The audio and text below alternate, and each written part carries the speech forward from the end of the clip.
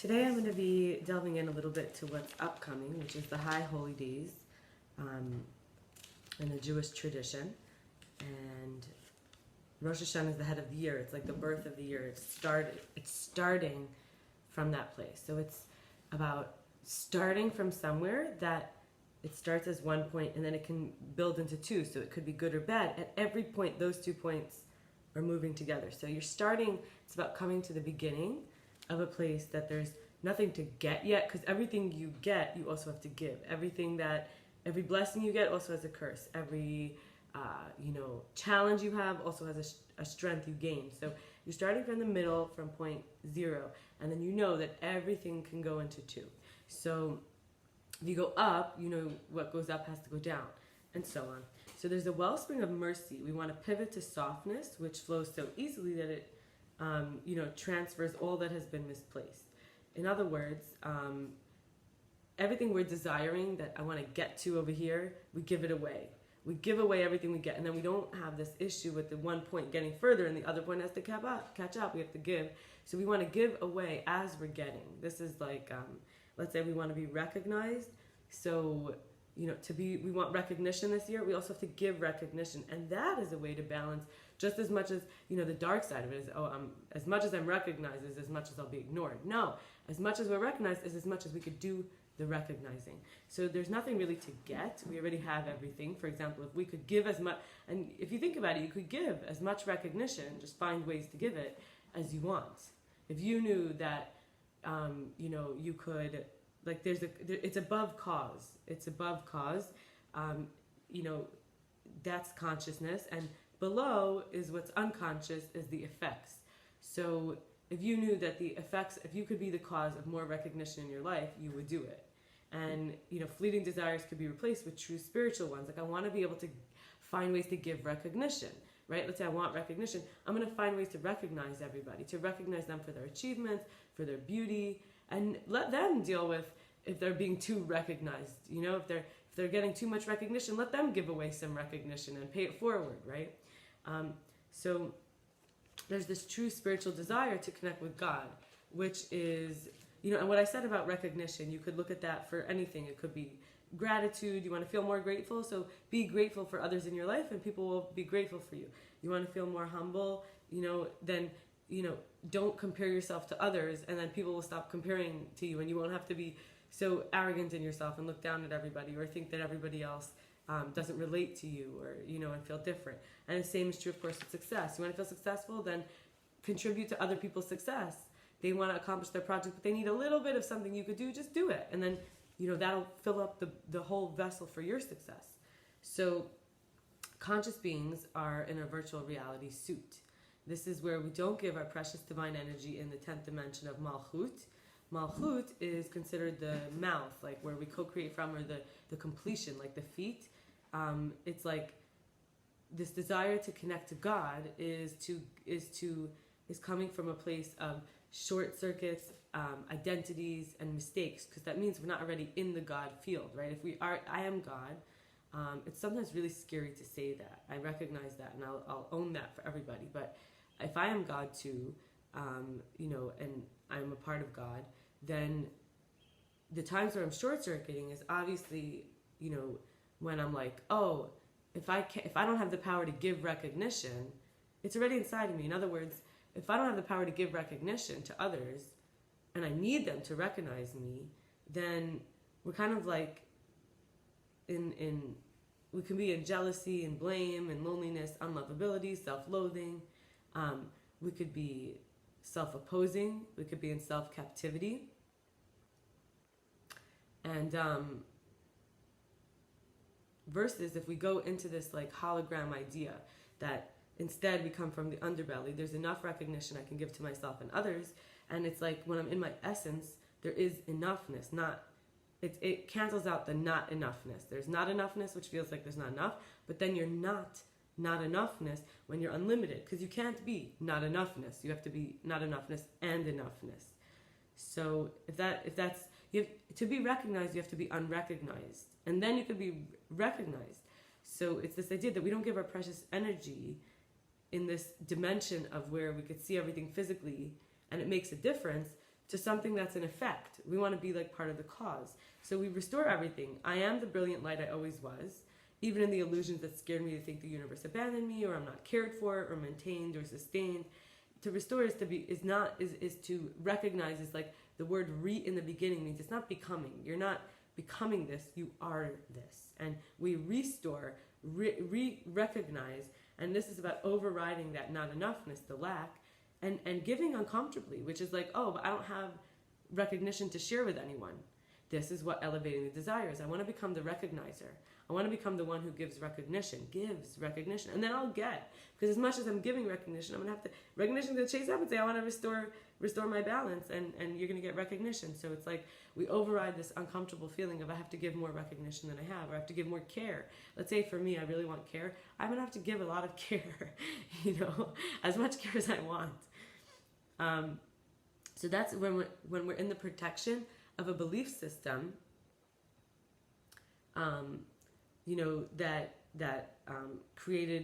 that was created when we shut down in some area. That's where we say limit. So we reset these abundance parameters that limited us. We were protected by the belief system that we shut down. For example, we want to fly off into the future. When we're going to be recognized, then we'll be happy. But the future is looking in the past parts. It's actually locked in. When we're looking in the past parts is what we're putting into the future. It's these little pieces of the past that we're saying, I'm going to get to. What other reference do we have, right? So it's like we're protecting ourselves. We're overriding this. We're going to say, I'm going to give more recognition. So I'll get that recognition that I think will make me feel good, right? So how do we return to this? We return to this idea that we could give more than we have. And that's how we get out of being stuck in the past with our past parameters, right? And so there's 3 steps. One is we have to feel the pain. There's 4 steps, actually. One is we have to identify what's happening there. I'm feeling unrecognized, or I'm feeling uncared for. I'm going to keep with these analogies to run it all the way through. Number 2 is we have to feel that pain of the past. What does being unrecognized feel like? What does being uncared for feel like? And then we have to rewrite this program. This is garbage, right? We're coming from the garbage. And then we rewrite this program where we can say, I recognize myself and I can give recognition to others as well. I am a source of recognition. And also I'm a source of care. I can care for myself and care for others. I am a source of care. I have unlimited care I can still access. I have unlimited recognition I can still access. And then we have commitment. We're not going to go back to the old way because it doesn't work to keep looking outside of ourselves for the recognition and the care. Instead, we're going to recognize we want the recognition and the care so that we could feel a certain way.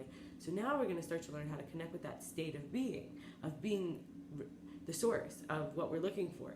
We're going to connect with ourselves that could actually give recognition and care. And instead of running away, right? Because that's disavowing the knowledge of the Creator. That is saying I do not any longer agree that I am godly or of God or of unlimited capacity. And we do this as inner work. So it's like a lab or experiment.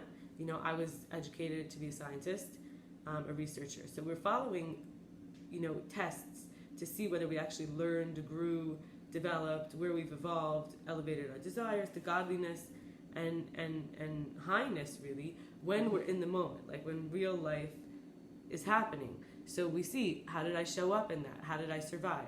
Did I actually like how I balanced? Did I find harmony? Did I become so impatient? Did I become needy? Did I become judgmental? And this inner critic usually comes up here. It shows us where we can change. It's actually trying to point us to our wholest, most healthy version. It's healing us by showing us, it's confessing to us. It's saying, it helps take the octopus out. Like, in other words, it's confessing, so we confess. It keeps saying, I'm thinking bad things about you. So then we say, I'm feeling about myself. I see my self-criticism now. Just seeing us takes the octopus out. We no longer have to see through these tentacles. The tentacles come inside of us, of this inner critic, and then confessing that the tentacles are inside of us already helps take it out. It's like telling on it to the inner board. It screams so loud the whole self is unable to hear the quieter voices. So the minute we announce, I'm getting distracted by my inner critic, or I'm really in judgment, already makes other parts of the self listen and say, oh, well, if I could notice that, maybe this happened before. Okay, I might be hungry. I might be tired. I might be, stuck. I might just be stuck. I might be greedy. I might be outside of myself. Then we can see these limiting belief systems. This is about the time where, this is at the stage in the process where the spiritual parasite that was keeping us in the shell, in what we call in Kabbalah, which is to receive light. The shell is called the klipa. So these capsules, right? I said the future is locked in the past. This good feeling, this state of being is locked in something that we remember, and we're trying to make it happen. So we start to bridge that that state of being versus that particle that has it in it. So we say that piece of it has that energy in it, that matter has the energy in it, and we start to bridge the light between the state of being and the matter that holds it. When we start to listen to the fact that there's an inner critic, tentacles in us, this octopus, we kind of take it out. We see, oh, you're kind of like a parasite. You're getting my energy of using my energy, which is care, to care that I'm doing all these things wrong. And the light can light for me a shadow. This is the idea in quantum mechanics or quantum physics. You would say it's the lamp shining darkness. It's a lamp of darkness, like a black hole. Like the light keeps going in the middle, so the more the light shines, the more it goes into the middle. And you can't go backwards in time, so things kind of get stuck on its edges. So we might have a black hole in our life if we're not looking at the energy trapped in the middle of it. The particle's not outside, it's inside. In other words, the particle is not even the matter outside. It's such a dense light inside of us that it creates vessels outside. That's the godliness in us that creates hosts. God creates hosts to host godliness, presence. So we create particle objects out there that, we're not godly, we can't create creation, but we create the best of our ability with our skill sets that God gave us to create potent vessels for us to unravel ourselves. And, when we use that opportunity to give, right, it's a favor to me. I'm the one who benefits. If I use that opportunity to make pockets of reality, to put care, I'm unlocking that care in me and that recognition in me, my connection to everybody. And so the light can light for me a shadow if I devote all my energy to these practices that restore me instead of staying in the shadow. So it takes physical sweat and tears, to accomplish something against gravity, right? You fight. And spiritually, to fight is to get that shadow. Light has a shadow. So to get that shadow that I've been talking about, inside of ourselves, to go into that shadow and to light the shadow, means that we gotta fully face it, even though it's literally fighting against a black hole. It's fighting against time already past. We're fighting against what happened in the past. So we're going back to that undifferentiated state. Before that thing happened in the past, we're smashing the sandcastle to make it again. We're smashing the castle that says it has to look like this so that we can make it again. And now I'm going to talk about the two areas of the high holy days that this process of returning to love happens in myself. And these are two prompts that I recommend you try it. One is, where do my control issues push out?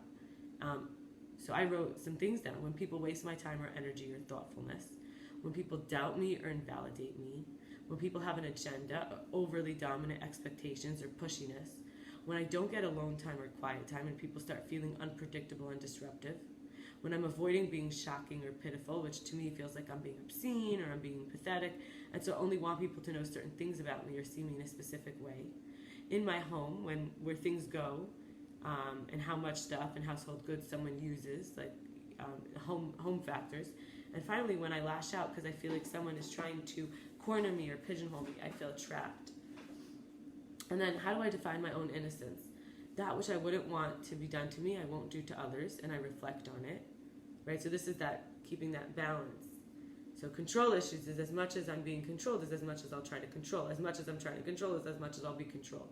And here, defining my own innocence. As much as I'm innocent is as much as I could be guilty. As much as I call others guilty is as much as they're also able to be innocent. So things that I wouldn't want done to me, that I wouldn't do to others, and I reflect on it, and then doing the work of focusing on the good means I can give merit, not doubt. I want merit, I give merit. My intentions don't always directly affect impact, but at least my efforts count. I want people to make effort, I make effort. Willingness, I want willingness, to do better, to repent, to apologize and forgive, because I didn't want to harm. It just happened to be the I protected from harm that seem to be coming in from outside of the future. And that's what I want from others. I want others to like say, I didn't mean to hurt you, I just made a mistake, or I was confused, or, I was stuck in the past, or, but I'm willing to do better. And then, of course, the desire to love and be loved. So I hope that this was helpful, and I look forward to, talking more about this, similar topics. And thank you for spending this time with me.